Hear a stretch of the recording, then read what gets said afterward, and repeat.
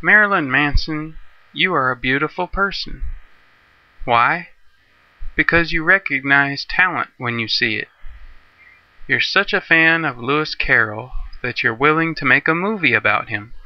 And instead of choosing to reference his popular Alice in Wonderland title, you choose his much more obscure Phantasmagoria title. The only problem is, you've got writer's block. You don't know where to go. I think I know where you can go for help. First, you can watch some of Cyriac's videos on YouTube. Second, you can adopt the philosophy of G-rated shock value. It's the kind of philosophy you need if you really want to get into the mind of Lewis Carroll. You're already an expert at shock value, but you're not a G-rated expert like Carroll was. That's why you need to convert to G-rated shock value. Nobody would expect you to ever go G-rated, so the conversion in and of itself would be shocking. Marilyn Manson, I'm telling you, you can be the first ever convert to G-rated shock value, and in doing so, gather the necessary inspiration to finish your Phantasmagoria movie. It is your destiny. It is your middle impression.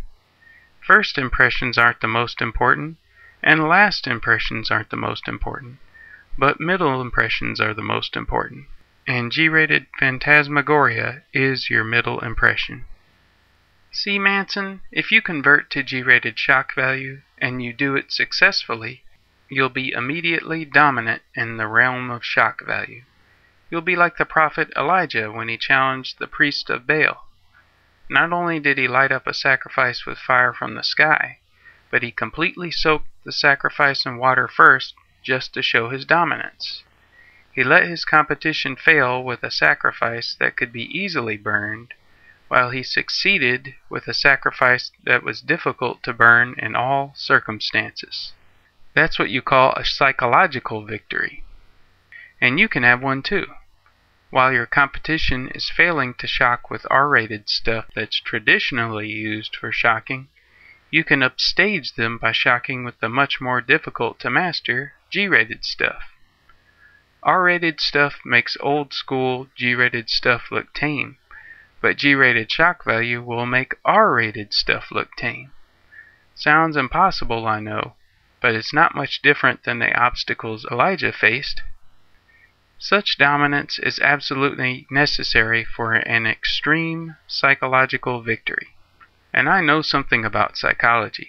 I watched professional wrestling for 6 years, and that's the equivalent of having 2 master's degrees in psychology.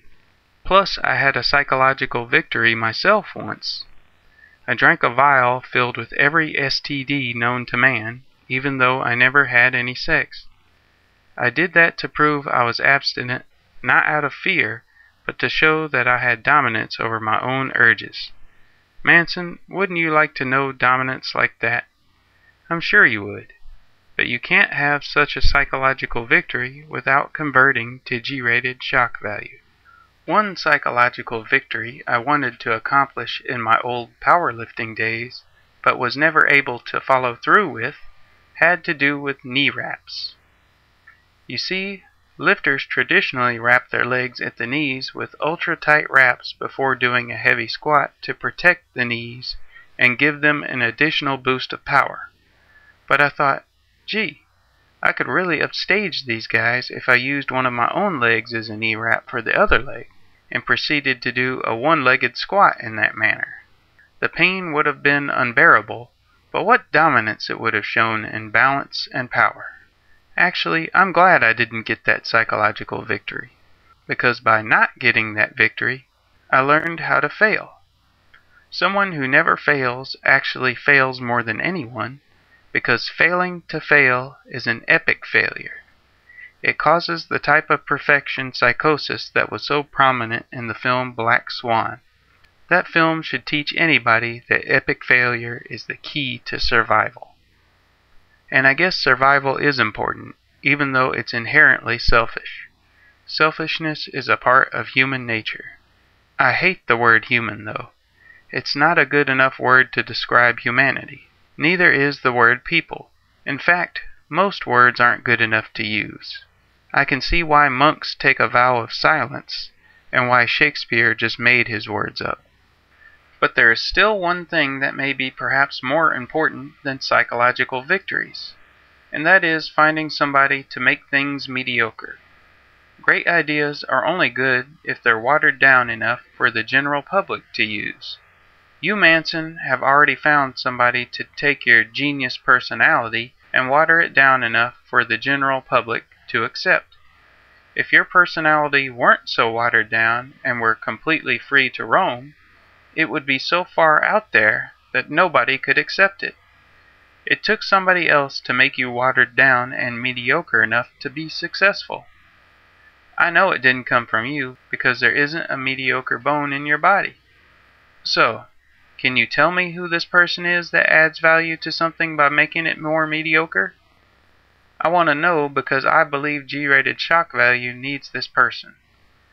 Making something more valuable by making it more mediocre is certainly a talent indeed. So Manson, as much as you can use G-rated shock value to make you more extreme, G-rated shock value can certainly use you to make itself more mediocre as well. Think about the offer to become the first G-rated shock value convert, will you?